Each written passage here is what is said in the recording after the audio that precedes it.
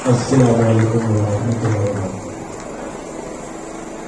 આ તો મારું ઘર કહેવાય ને મારો પરિવાર કહેવાય. બધું નવા જે નવી જનરેશન છે મને નહીં ઓળખતા હોય, પણ બધા જૂના જે લોકો છે બધા એ બધા ઓળખતા હશે મને. તો સૌ પહેલા હું અભિનંદન આપું છું આયોજકોનો કે મેઇન બચત જે ચાલે છે એના આયોજન જે આ કર્યું એના માટે હું સૌને ખૂબ ખૂબ અભિનંદન. દરેક કાર્યકરોને, ખાસ કરીને જમાલભાઈ, આપણા બારૈયાભાઈ, બધા લોકોને ખૂબ ખૂબ અભિનંદન અને મુબારકબાદી.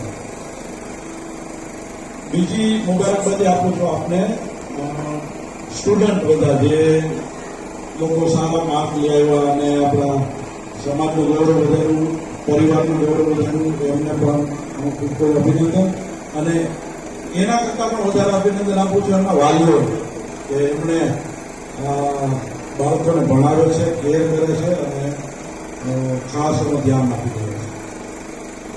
આજે શહેનાજબેન બોલ્યા હોય પછી અમારું તો ઓલું ગણાય, જેમ કે સુરતને ઓલું દીપક બતાવે એવી વાત છે.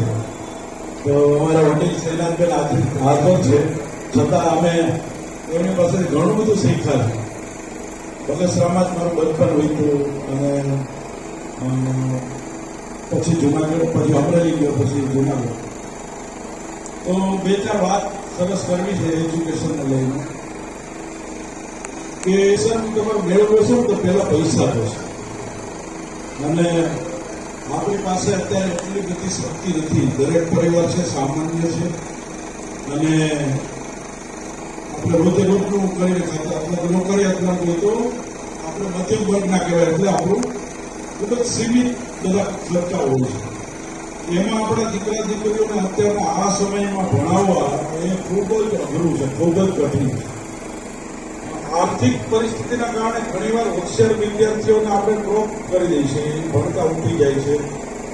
પરંતુ આજે મને ખુશી થાય છે કે દીકરાઓના કરતા અત્યારે દીકરીઓએ ખરેખર મેદાન મારી છે. ઘણી બધી દીકરીઓ આગળ છે. એટલે આ પણ એક ચર્ચાનો વિષય છે કે અનબેલેન્સ થઈ ગયું છે. દીકરાઓ ભણતા નથી, દીકરીઓ ભણે છે. પછી એના મેરેજ કરવા માટે તમે જ્યારે શોધવા જાઓ છો ને ત્યારે એ બધું બહુ અનબેલેન્સ થાય છે.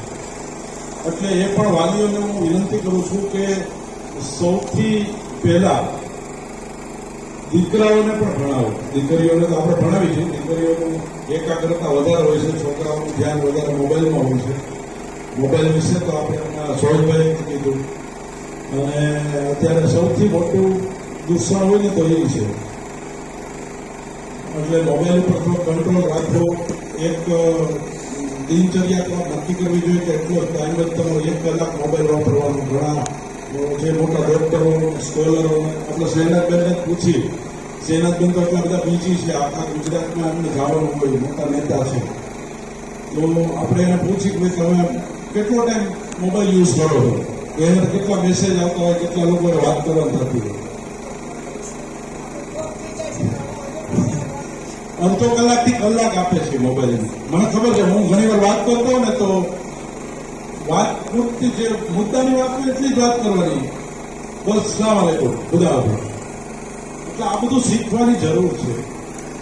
આપણે મોબાઈલની અંદર આપણે આ રીલ્સ ને બધું જે અત્યારે આવ્યું છે ને, એટલું બધું આપણે ડ્રગ્સ કરતાં પણ વધારે એની આદત પડી ગઈ છે. સતત રીલમાં આપણે જોયા